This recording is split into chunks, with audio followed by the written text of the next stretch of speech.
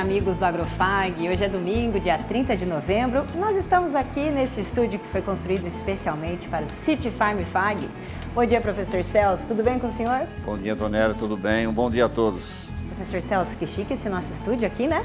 Sensacional. Dá para ver o City Farm acontecendo. Muito bom. Exatamente, é isso aí. Então, vamos acompanhar os destaques dessa edição especial do programa. City Farm Fag. Vamos mostrar como foi a maior feira de agronegócios do Brasil, realizada dentro de uma instituição de ensino.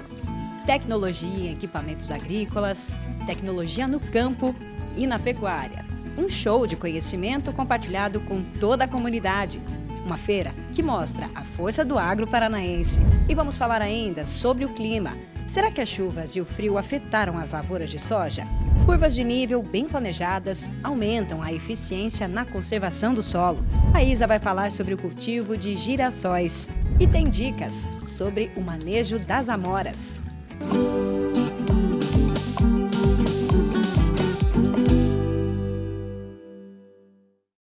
Voltamos aqui do nosso estúdio, é o Glass Studio, estúdio de vidro, e daqui a gente consegue ver a movimentação das pessoas conhecendo o evento. E você, já conhece o City Farm? Se não conhece, vai conhecer agora. Há lugares onde o futuro é semeado todos os dias, onde o conhecimento brota do chão e a inovação nasce do encontro entre quem sonha e quem faz. Aqui, a cidade e o campo não são opostos. São partes de um mesmo coração que pulsa forte pelo progresso, pela vida e o trabalho. Na fazenda, tudo começa.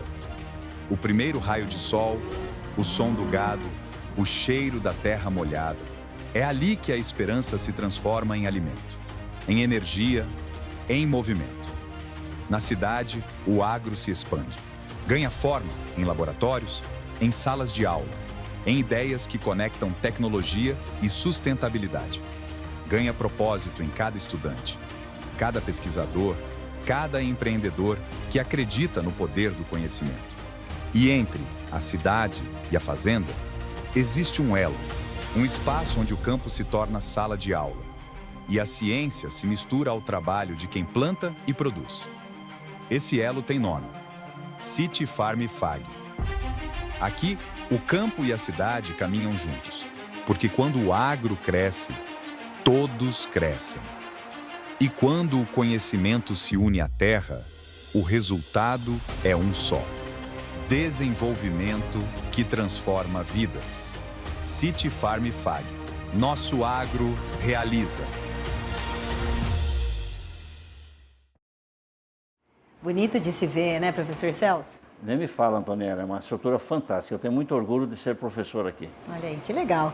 E a gente começa essa nossa cobertura mostrando o primeiro dia do City Farm Fag, que foi marcado por uma corrida noturna, a Night Running. E foi tudo muito lindo. Olha só.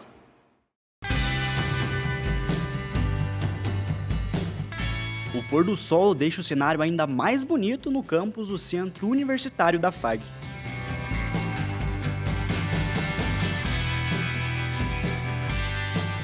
Foi nessa paisagem encantadora que começaram a chegar os primeiros atletas da Night Running, a corrida noturna que marcou o início do City Farm.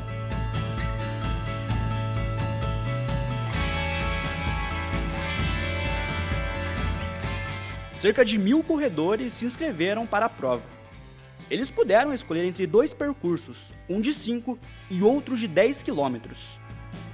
As vias que movimentam o campus foram sinalizadas para melhor orientar os atletas. E entre eles estão a Fernanda e o Marcelo. O casal de agricultores de Boa Vista da Aparecida foi destaque recentemente aqui no Agrofag. A reportagem, exibida no início deste mês, mostrou os dois treinando juntos em meio às lavouras de soja e milho. Mas agora é pra valer. Hora de reforçar o aquecimento e encarar mais um desafio. Olha, o meu objetivo é acompanhar ela, ajudar ela, incentivar ela, ficar do lado dela. E ela com certeza vai pegar pote, porque ela sempre pega pote. Não sei. Ela Quem sensacional. sabe. Para a Fernanda e o Marcelo, a prova tem um ingrediente ainda mais especial. Eles vão correr no campus onde a filha estuda para ser médica. Ela está no 2º ano do curso de medicina. Foi onde ela escolheu estudar e nós concordamos, estamos felizes com ela. Tá indo bem e a gente gosta desse clima aqui, gosta da vibe da corrida, então é tudo de bom. A Night Running também tem um sabor especial para o Helmut e a Isa, conhecidos parceiros do Agrofag. Os dois são engenheiros agrônomos e trabalham na fazenda escola. Correr pela área onde todos os dias acompanham as atividades dos acadêmicos é motivo de muito orgulho. Essa aqui é um pouco diferente, porque assim, eu participo de várias provas durante o ano aí, mas essa aqui é diferente porque a gente está com os colegas, muitos colegas participando, colegas de trabalho, colegas profissionais que também estão participando e assim, enaltecendo, né, o evento, né? Muito legal essa puxada para o esporte, né? Inclusive eu comecei a correr há 17 anos atrás por causa da FAG, e tinha uma prova aqui na FAG, eu me interessei, comecei a treinar e não parei mais até hoje, né? Então, talvez hoje tenha outras pessoas aí que estão se motivando, né? E você se preparou para ganhar? É um hobby? Quer pegar pódio? Não, corrida de rua você corre cada um no seu ritmo, o desafio é você que cria o teu desafio, o teu tempo, o teu pace, que a gente fala, né? E se isso levar a algum pódio, melhor ainda, né?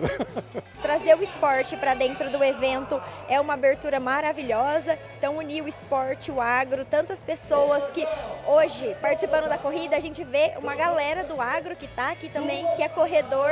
Então, a expectativa está alta. Você comentou, inclusive, que hoje você quer quebrar um recorde pessoal e quem sabe pegar o pódio, né, Isa? Isso aí, eu quero bater meu RP, tentar fazer aí dentro dos 24 minutos. Vamos ver o que dá. Boa sorte. Obrigada. Mas não é só o Helmut e a Isa que querem fazer bonito na prova. Todos que estão aqui têm um objetivo. Vamos lá, são mais de 1000 inscritos, parece, né? Então é uma corrida grande, com bastante gente. Temos até as pulseiras iluminando, vai ser uma corrida muito bonita. E a expectativa é começar e terminar no 10º quilômetro, que é o que nós vamos fazer. É essa a expectativa. A expectativa é mais ou menos a mesma do Kleber, é terminar a corrida. É não andar e terminar e tentar fazer um pace razoável, né? E esperança de pódio sempre tem, né? Mas é difícil. Trouxe meus filhos, né, que vão correr também a Corrida Kids aqui e também a galera da nossa equipe aqui, os Capivares Run, né? Então nós nos preparamos lá no lago, terça, quinta e sábado, para estar aqui junto nessa prova aqui, tentar o pódio também, né? Tem alguns participantes aí que acho que vão conseguir.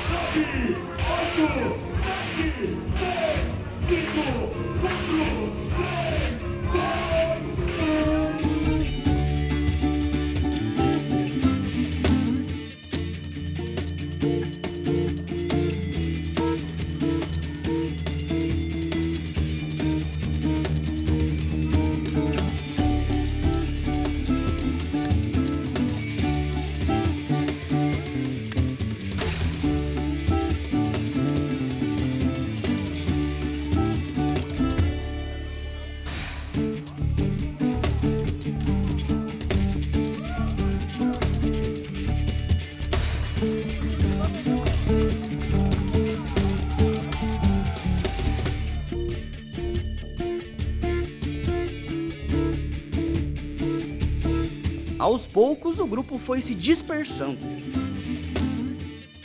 Os primeiros atletas se aproximaram do portal de entrada do campus e iniciaram o percurso pela Gran Via.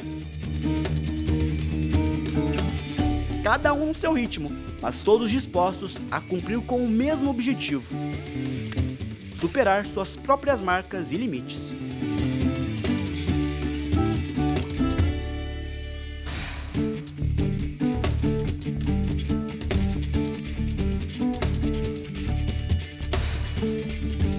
Cara, muito legal, muito massa mesmo. A prova é sensacional, o percurso, porque assim, tem subida, mas parece que tem mais descida que subida. E dá para correr tranquilo. Que bom ter saúde para poder fazer isso, muito legal. Eu incentivo a todos aí que estão pensando em fazer alguma coisa, vai embora que vale a pena. Fiz dentro do planejado, consegui segundo lugar na minha categoria, saio daqui muito feliz, né? Se pudesse definir essa prova em uma palavra, qual que seria? Gratidão por ter participado por trás também, assim, de todo o evento, de construir, né, o City Farm e hoje tá aqui com o troféu na mão, que é o que todo mundo quer, né? Eu acho assim uma conquista, é muito bom. Subir no pódio é maravilhoso, mas o melhor ainda é correr. É você conseguir terminar a corrida. Marcelo, como que foi o percurso aqui da prova? Cara, eu achei sensacional, eu tava falando, uma das poucas provas que eu corri com um percurso tão bom. Eu não senti em nenhum momento a prova, entendeu? E como a gente é uma equipe, a gente corre junto, eu me sinto dono do troféu também com ela, né? A gente tá se apoiando sempre. Mas eu vou dizer que a prova foi muito boa, eu adorei correr aqui. O percurso estava perfeito. A hora que você começava a sentir a subida, ele já descia de novo. Perfeito, achei muito top. Bom, muito bom. Sensacional, tá de parabéns a FAG.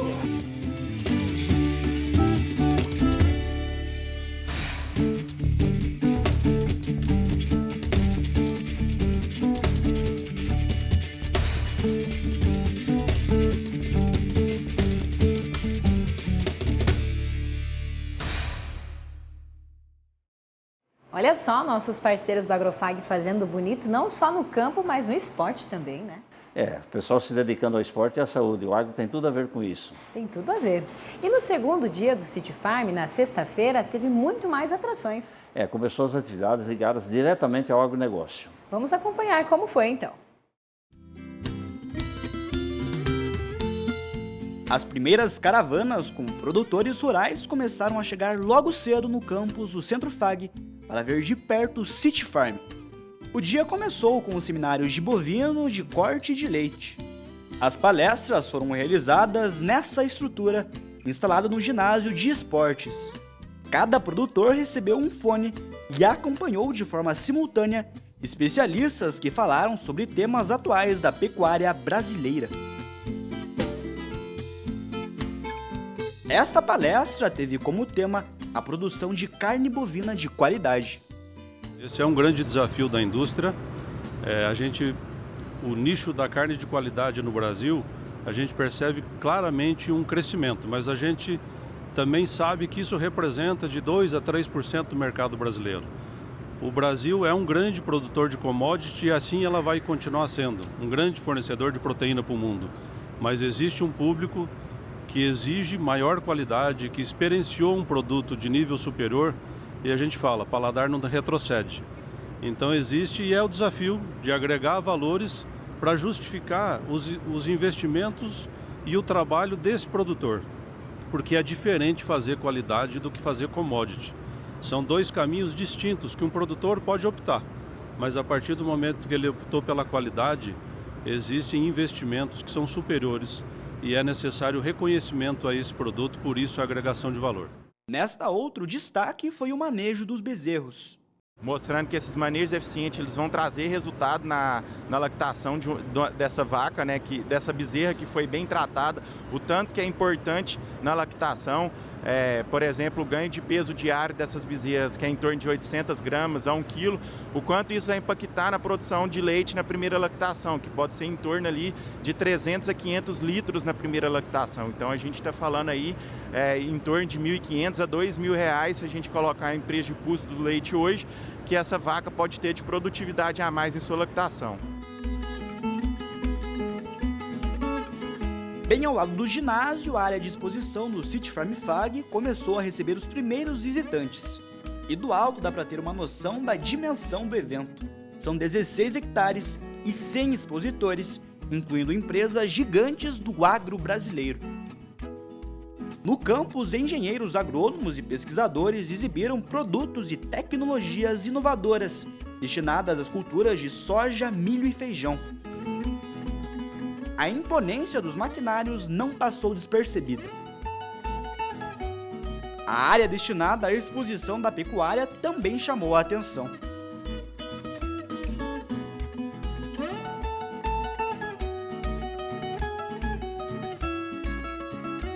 As atividades se estenderam pela noite, com a palestra do presidente da Copavel, Dilvo Grolli, acompanhada com atenção por acadêmicos dos cursos de agronomia e medicina veterinária. City Farm é um evento que une a academia, através da FAG, une a experiência dos alunos e dos professores que estão na FAG, fazendo um evento que vai mostrar tecnologias e inovações do futuro. O Show Rural e o City Farm se complementam e feliz do município, do estado, que tem dois grandes eventos. Os dois eventos somam para a agricultura e para a pecuária paranaense. Teve também o início das competições da prova dos 3 tambores na arena construída especialmente para o City Farm.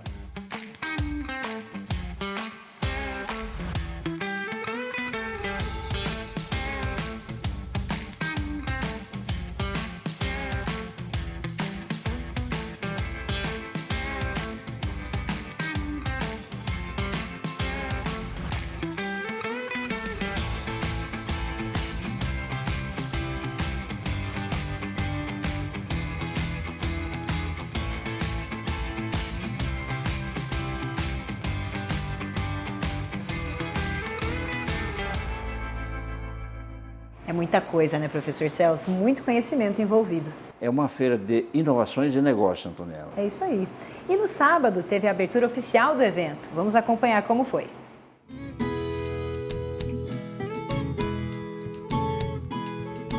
A manhã de sábado começou bastante movimentada no campus do Centro FAG.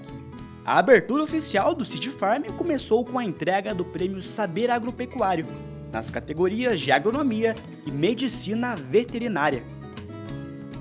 Em seguida, a pró-reitora do Centro FAG, Jaqueline Gurgax Ferreira, agradeceu a presença das autoridades, entre elas o governador do Paraná, Ratinho Júnior, e o presidente da Assembleia Legislativa do Estado, Alexandre Cury. Jaqueline também citou o legado construído pelos mantenedores da instituição, o senhor Assis e a senhora Nair Gurgax. Falar da FAG é inevitavelmente falar do senhor e da mãe. Idealizadores, visionários, que acreditaram na educação quando muitos ainda tinham dúvidas. Sonharam grande, construíram uma instituição que hoje, pai, transformamos vidas, gera conhecimento, promove saúde, desenvolvimento e eu diria para o senhor muita esperança para os nossos acadêmicos, nas pessoas.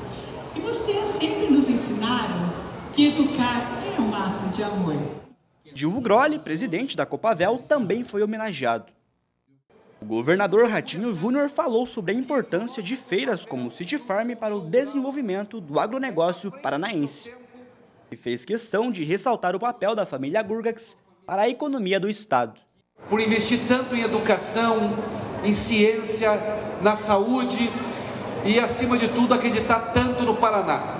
Eu quero, senhor Assis, em nome do povo do Paraná, agradecer ao senhor, que é pioneiro da família e que tanto incentiva o setor produtivo do oeste do Paraná a acreditar no nosso estado e fazer tantos investimentos.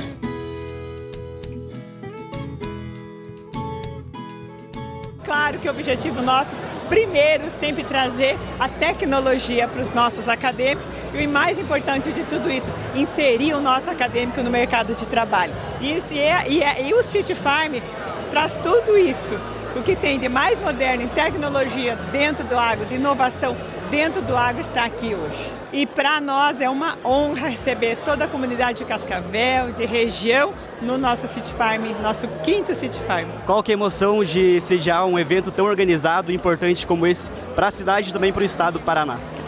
Eu acho que quando eu ando e vejo o brilho nos olhos dos nossos acadêmicos, eu vejo a satisfação dos nossos organizadores, vendo que tudo deu certo, para mim não tem preço.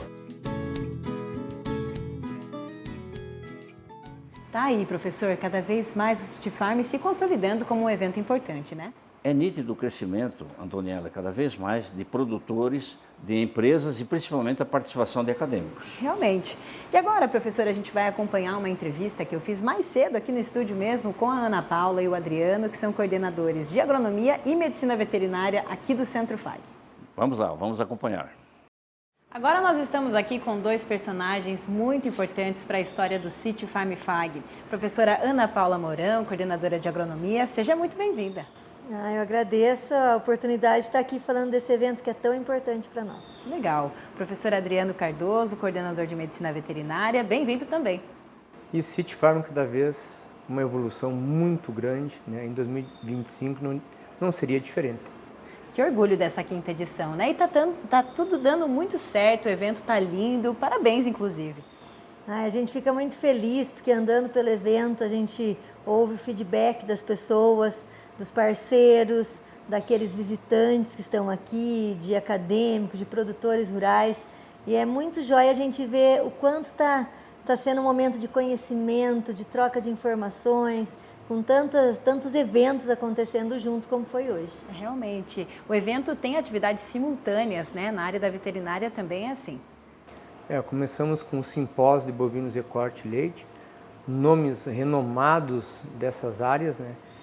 Internacionalmente. O pessoal esteve aí e todos que assistiram ficaram contentes com o que foi colocado, foi exposto por eles, muito aprendizado. E além do julgamento de ovinos, apresentação de outras matérias, e faz com que isso demonstre a capacidade de cada vez mais a gente conseguir evoluir na questão de produção na nossa região. E Adriano, o tema central do seminário de bovinocultura de corte é a qualidade da carne que o Brasil tem tanto buscado. Como é que foi esse momento? A busca da perfeição, da carne de qualidade, onde se fala que não existe uma carne de segunda. Então, uma carne de segunda, hoje eles falam que seria um boi de segunda. Um boi de primeira sempre vai ser uma carne de primeira. Então, a busca dessa carne de qualidade, uma carne que tem um perfil, uma apresentação, a venda, né, os cruzamentos existentes, principalmente na bovinocultura de corte. Porém, aqui no Sítio Farm, nós estamos aí com o ranqueamento de ovinos de várias raças e uma delas é o Ile de France, que tem uma carne de qualidade que nesse ano recebeu a certificação de carne nobre. Então, será encontrado também na áreas de venda, como tem o Aberdeen Angus, uma certificação da carne do Ile de France, por qualidade, na maciez, suculência, animais precoces, animais que aonde você vai comprar peças diferentes e nesse momento você vai provar peças diferentes de cada produto carne. E é isso que se busca. Hoje em dia ninguém mais quer chegar lá e comprar, me dá 1 quilo de uma carne e não se sabe o que é. Então hoje se buscou muito isso e apresentou nesse seminário as qualidades de cada raça e além disso a quantidade de produtos existentes na genética brasileira.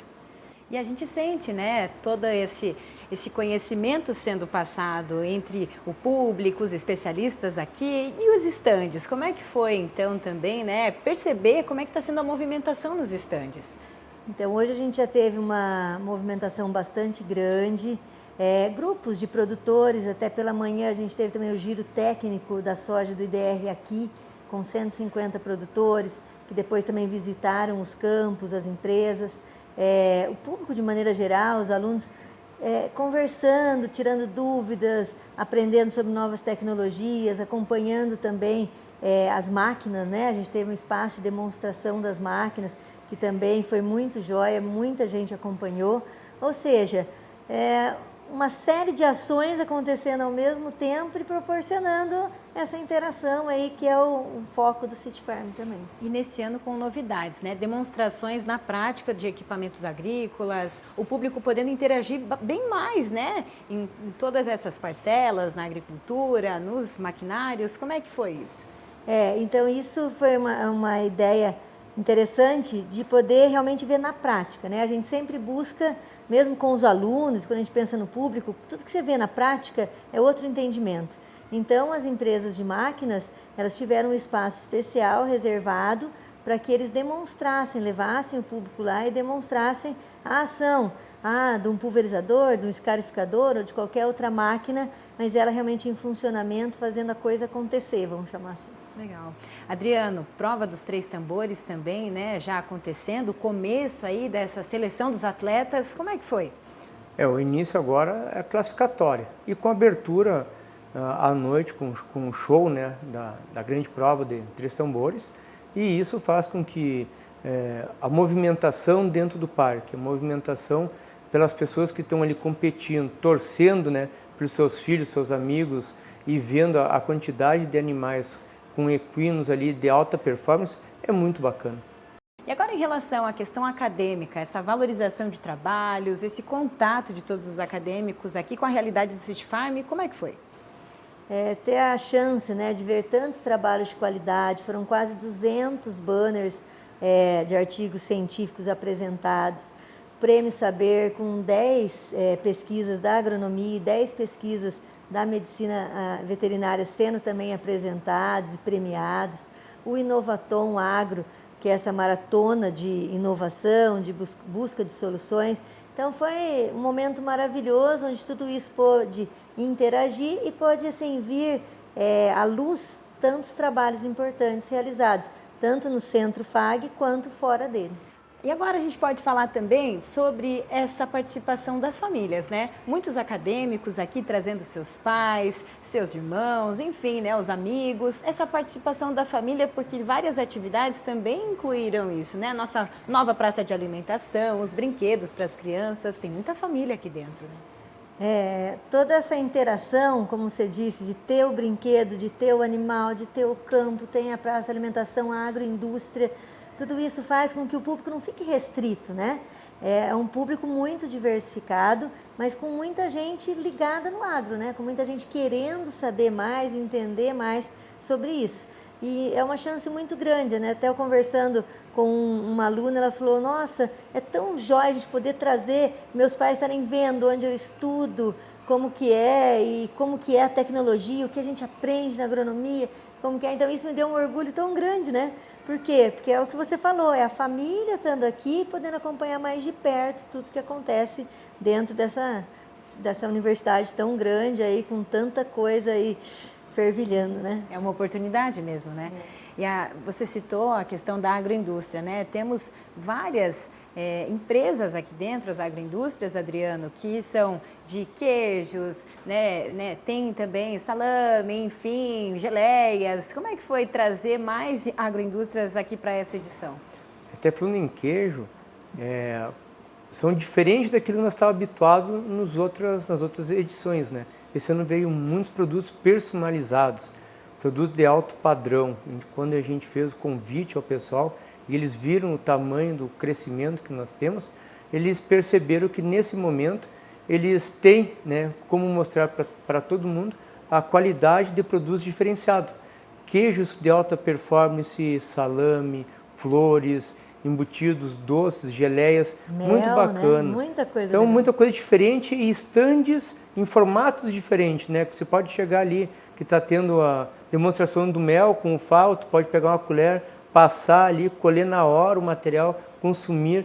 Como está diferente assim a maneira que as pessoas estão expondo e colocando os seus produtos no mercado. É uma forma que interage muito mais com o público, né? Isso é realmente muito legal. E o sentimento? Como é que fica esse sentimento, então, de tantos meses, né? Pensando, construindo junto com toda a equipe do Centro FAG, todo esse evento. Como é que está o sentimento para você? O sentimento é de orgulho e realização. Porque, como você falou, ninguém faz nada sozinho.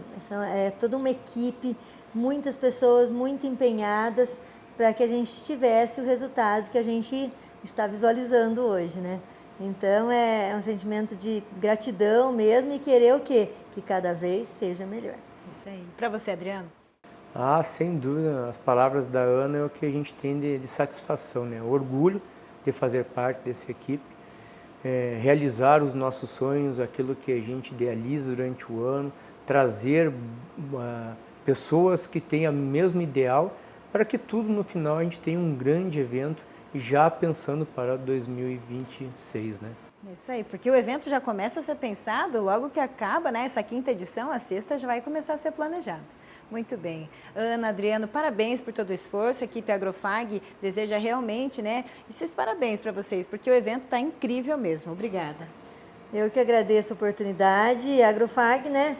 Sempre muito próximo, sempre junto com a gente e expondo tudo o que acontece aqui num evento tão joia, tão que está crescendo cada vez mais como City Farm. Então, obrigada pela parceria. É isso aí. Seguimos juntos. Sem dúvida, um grande exemplo para todos nós, né? Se preparar cada vez mais para todos os anos a gente ser uma excelência como nós somos agora. É isso aí. Muito obrigada, gente. Depois do intervalo, tem mais notícias sobre o agronegócio aqui no programa. Vamos falar sobre o clima. Será que ele interferiu no desenvolvimento das lavouras de soja no estado? Vamos falar também sobre as curvas de nível e as técnicas que tornam elas mais eficazes. É já já.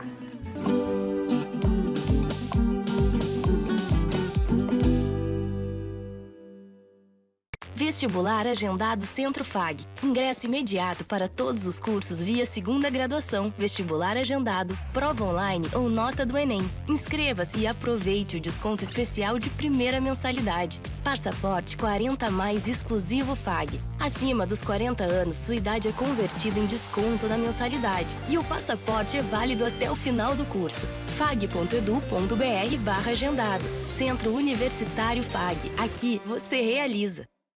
Conectados ao mundo. Somos todos. Somos um só. Somos muito mais. Global Connection. Descubra um novo programa de pós-graduação Centro Universitário FAG. Acesse o site e conheça os cursos disponíveis. Conexões internacionais e experiências transformadoras.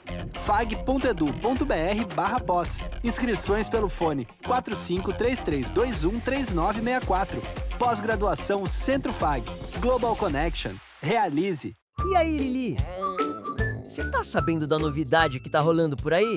Claro! É o Clube do Mascote do Hospital Veterinário FAG. Meu humano já assinou. Consultas, exames, vacinas, tudo no pacote. E ainda tem castração, check-up e muito mais. Clube do Mascote do Hospital Veterinário FAG. Seu pet merece mais. Acesse clubedomascote.com.br.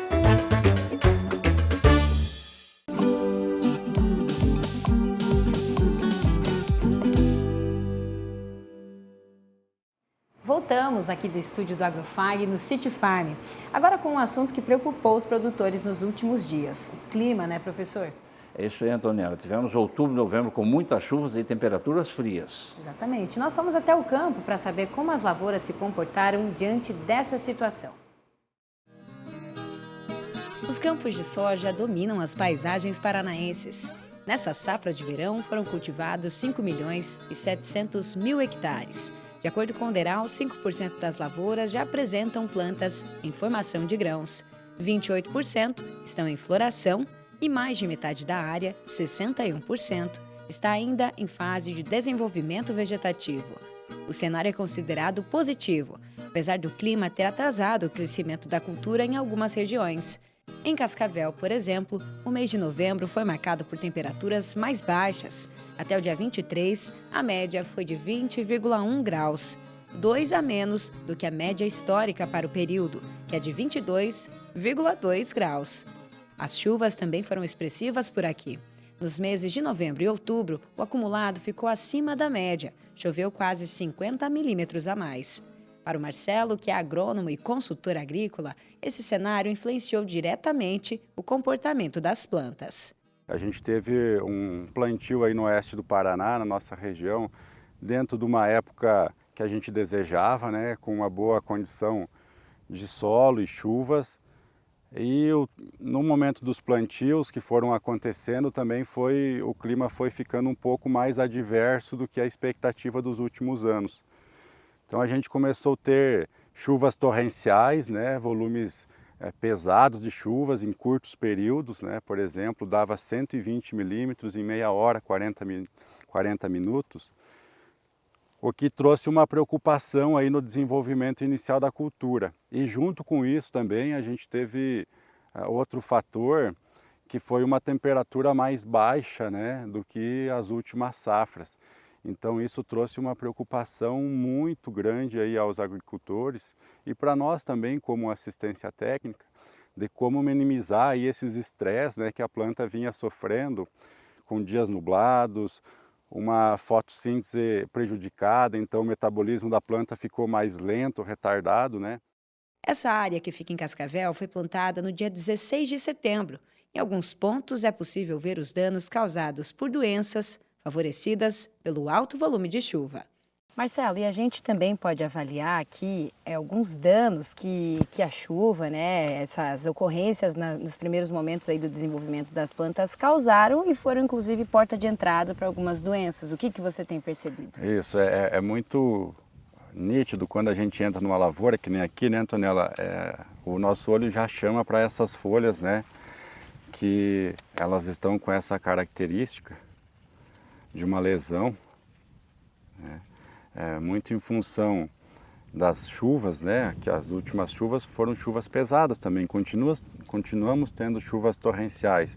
Então são portas para entradas, principalmente a gente tem visto bastante nas lavouras da região, são as bacterioses, né? Então aqui a gente vê, chama a nossa atenção, chama a atenção do produtor, porque elas são lesões que ficam na parte superficial da folha, né? Mas a gente tem também trabalhos aí científicos que mostram que o impacto na produtividade por essas doenças não é tão alto como uma ferrugem ou como outras doenças, por exemplo.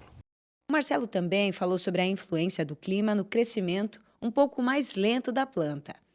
Marcelo, e como o clima pode influenciar o ciclo de desenvolvimento dessas plantas na prática? Então, Antonella, a gente tem visto muito produtor recebido muito esse questionamento, né? Vai alongar o ciclo, vai alongar o ciclo.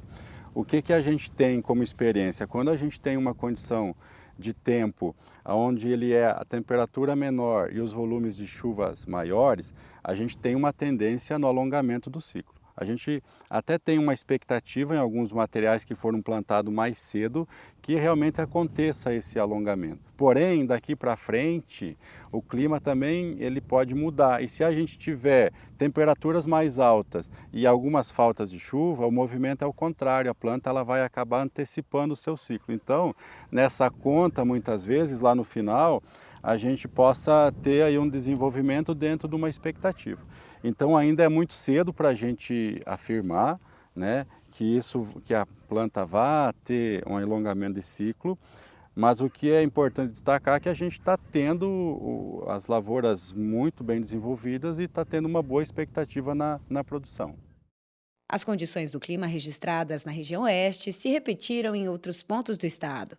O DERAL aponta ainda eventos isolados que também tiveram impacto sobre as lavouras. A gente estimou em torno de 270, 280 mil hectares que tiveram algum tipo de dano. Então, isso deve influenciar, talvez, a produtividade, produzir menos. E desse universo aí de 280 mil hectares, aproximadamente 80 mil hectares, eles tiveram um dano mais severo, ou seja, em algumas situações até a devastação por completa das lavouras. Mas isso, de certa forma, não é um prejuízo direto, porque à medida que teve um dano extremo, o produtor replantou boa parte dessas lavouras. Então, com o replantio, ele tende a ter uma produção aí normal nessas lavouras e ter um impacto financeiro maior, ou seja, ele vai ter um custo aí de replantio dessas lavouras, ou teve, né, mais especificamente, porque a maioria já replantou essas áreas impactadas. Então, a gente tem dois cenários traçados aí, né? Então, um é uma perda maior em um percentual pequeno dessas áreas que foram replantadas, gerando um custo maior, e você tem um universo aí um pouco maior de área que teve alguma espécie de dano e provavelmente deve ter uma produção menor nessas áreas. Claro que o impacto vai ser muito mais regional, até mesmo de município. A avaliação agora é de que em dezembro o ciclo seja normalizado, não interferindo na expectativa de produção para essa safra. A partir do início de dezembro, que a gente naturalmente as temperaturas mais altas, dias de sol mais intensos, as plantas acabam se desenvolvendo muito bem, justamente porque a gente tem um nível de umidade no solo muito bom, e isso deve contribuir aí para o desenvolvimento dessas plantas nos próximos 15, 20 dias no estado. Ainda o cenário se desenha muito favorável a gente ter uma ótima safra e produzir aí em torno de 22 milhões de toneladas, quem sabe até um pouco mais que isso. Professor, e a expectativa então continua sendo de uma boa safra, né? Continua sendo uma boa safra. Apesar das temperaturas frias e das chuvas que ocorreram, o agricultor tem que cuidar com o que agora? Com o manejo adequado que a cultura exige, para que ele tenha uma boa produtividade. Isso mesmo. E já que estamos falando em chuva, nós preparamos um material sobre curvas de nível e a importância delas para a conservação do solo. Vamos acompanhar. Na imagem assim é até difícil de identificar, mas é só falar o nome delas que todo mundo já sabe do que se trata. São as curvas de nível, uma técnica de conservação de solo que traz inúmeros benefícios ao produtor. Controla o escoamento da água da chuva, evitando a erosão e ainda facilita a infiltração da água no solo.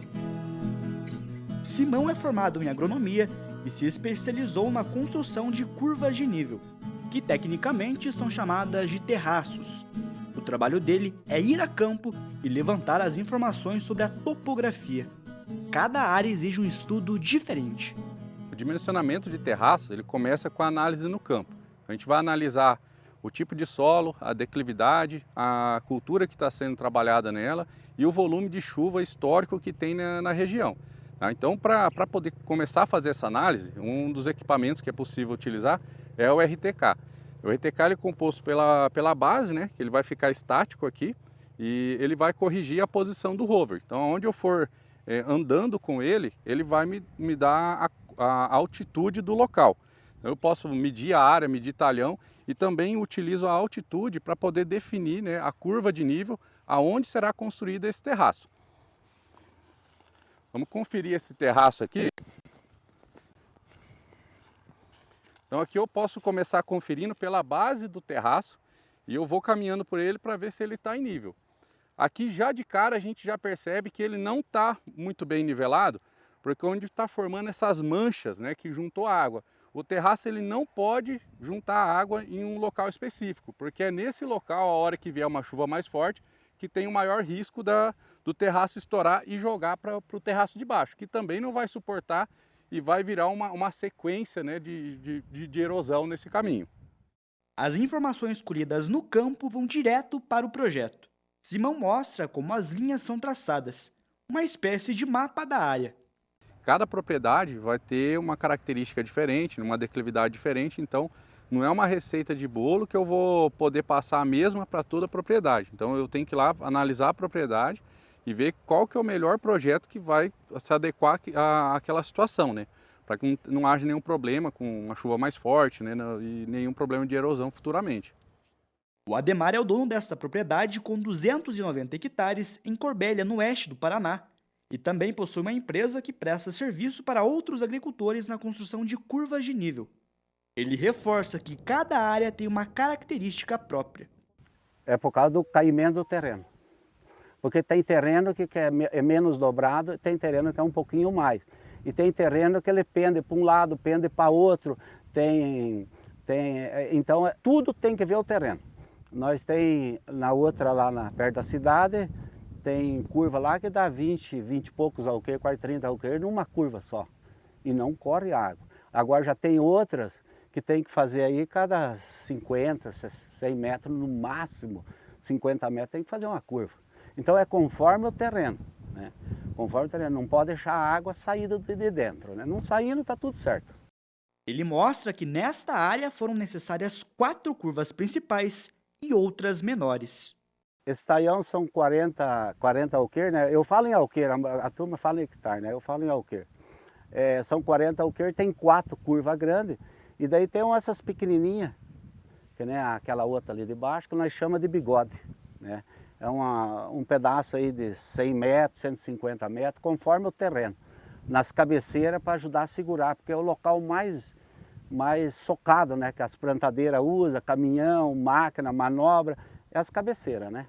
Então o meio não tem problema não, mas aqui, graças a Deus, depois que nós começamos a fazer esse sistema aqui, acabou o problema da erosão, graças a Deus, né? Quando as curvas de nível apresentam problemas, quem entra em campo são os técnicos da ADAPAR, a Agência de Defesa Agropecuária do Paraná. É ela quem recebe as denúncias que muitas vezes são feitas por vizinhos ou moradores próximos às áreas onde os terraços não estão evitando a erosão. Segundo a ADAPAR, de 2024 até novembro deste ano, foram 495 denúncias de irregularidades. O Newton explica que, a partir daí, o agricultor responsável pela área é notificado. Ele recebe uma notificação onde a gente dá um prazo de 30 dias para ele apresentar um laudo técnico atestando que a deterioração de solos foi sanada, ou caso seja um projeto mais complexo ou mais longo, ele vai fazer um projeto com um cronograma de execução futura, onde após a retirada da lavoura, ele vai executar as obras de conservação de solos, né? Ou o sistema de terraceamento também, que é incluído nessas práticas conservacionistas, que vai ser feito por um profissional competente. E após ele fazer essas obras, a ADAPAR volta no local e fiscaliza para ver se ela foi feita conforme as recomendações do profissional. E quais que seriam as principais exigências de vocês da ADAPAR? Então nós temos uma portaria, que é a portaria 272 de 2014 da ADAPAR, que estabelece os critérios que devem ter nesses projetos. Existem os dados mínimos que deve ter. Esse projeto deve ser elaborado por um profissional competente da área, que seja um técnico agrícola ou um engenheiro agrônomo, e ele também deve emitir uma anotação de responsabilidade técnica que garante que aquele projeto que ele recomendou vai funcionar dentro daquela especificidade da propriedade. Hora da Isa na Fazenda, e a nossa atleta vai falar sobre girassóis.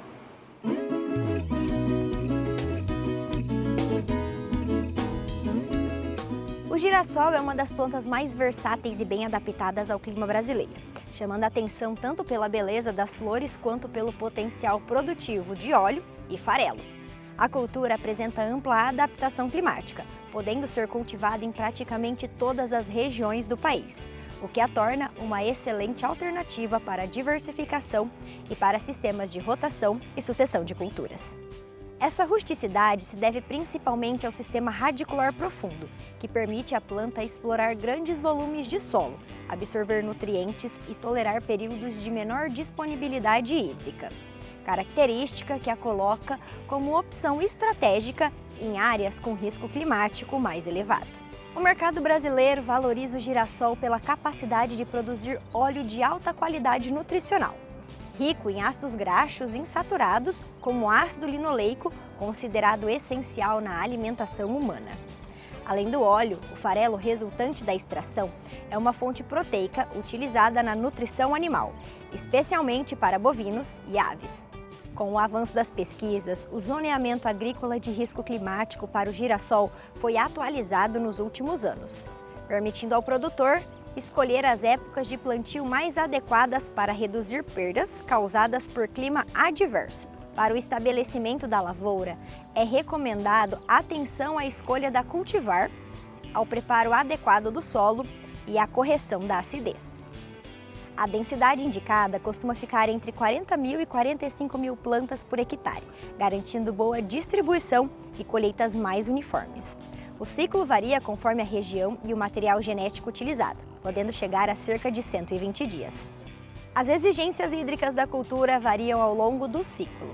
Na fase inicial, a necessidade é baixa, aumentando significativamente no período vegetativo, na floração e no enchimento de grãos. Em regiões onde a irrigação é possível, o manejo deve respeitar esses picos de demanda para garantir bom desenvolvimento e evitar falhas na formação das sementes. A adubação segue princípios semelhantes aos adotados em outras oleaginosas, com foco na correção do solo e na oferta equilibrada de nitrogênio, fósforo e potássio. No manejo fitossanitário, apesar de o girassol ser relativamente resistente, é fundamental monitorar doenças como míldio, alternária e podridões, além de pragas como a lagarta do girassol e percevejos, especialmente em áreas conduzidas em larga escala. A colheita deve ocorrer quando os grãos atingem a maturação fisiológica, etapa que garante maior rendimento do óleo e menor risco de perdas. Apesar das vantagens agronômicas, a área cultivada com girassol no Brasil ainda é pequena, se comparada a outras oleaginosas.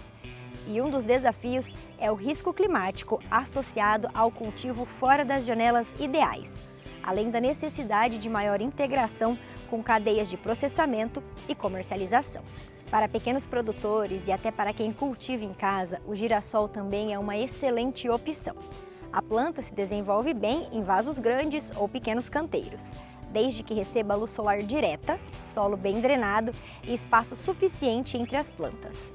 As flores podem ser usadas como ornamentação ou para a produção de sementes, desde que a colheita seja feita no momento adequado para evitar perdas e ataque de pássaros. Não deixem de acompanhar o Agrofag. Nos vemos na próxima semana. Até mais! Valeu, Isa, e parabéns pelo segundo lugar na Night Running. E agora tem a segunda parte da reportagem sobre o cultivo de amoras. A Alessandra, extensionista do IDR Paraná, traz as informações.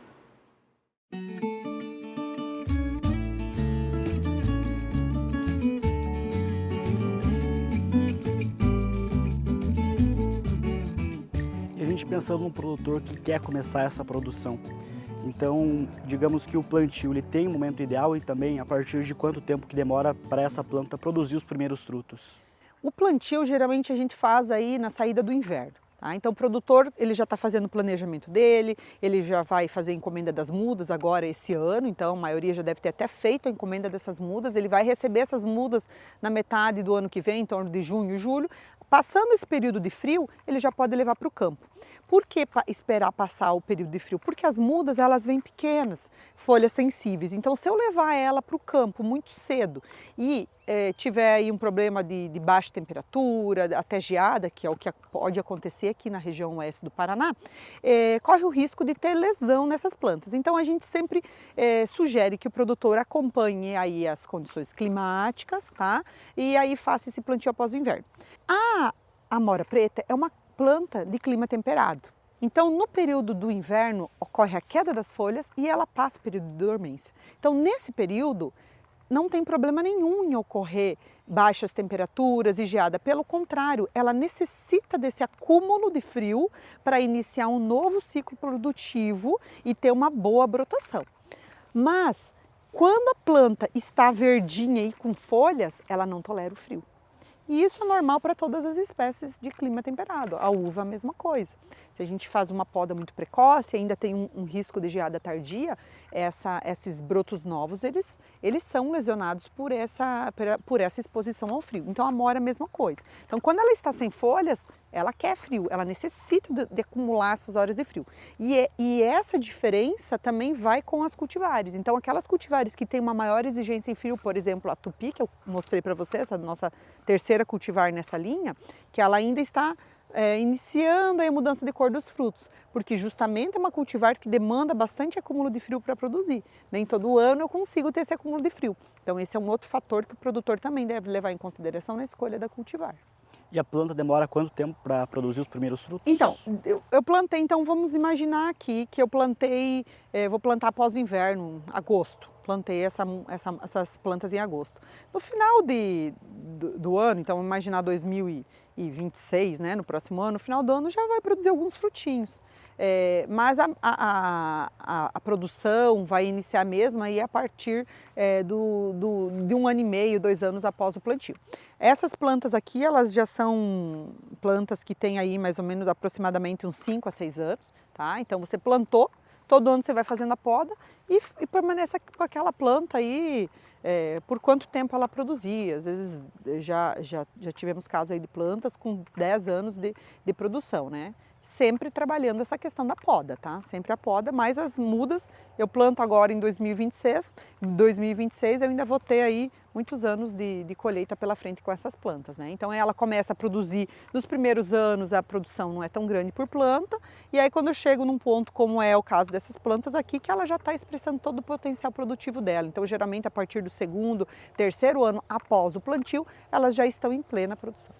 A colheita delas ocorre agora nesse período do ano, né? Em quais meses? Isso, a colheita ela inicia aí na 1ª, 2ª quinzena de outubro, dependendo das condições climáticas, né? Naquele ano que tem um inverno mais rigoroso, acaba atrasando um pouquinho, então aqui nós começamos na 2ª quinzena de outubro a colheita, e essa colheita aqui nessa cultivar vai se estender aí por mais em torno aí de 25 a 30 dias, aí inicia das outras cultivares. Então, colocamos aí de outubro até janeiro que a gente consegue a janela aí de produção da amora com diferentes cultivares.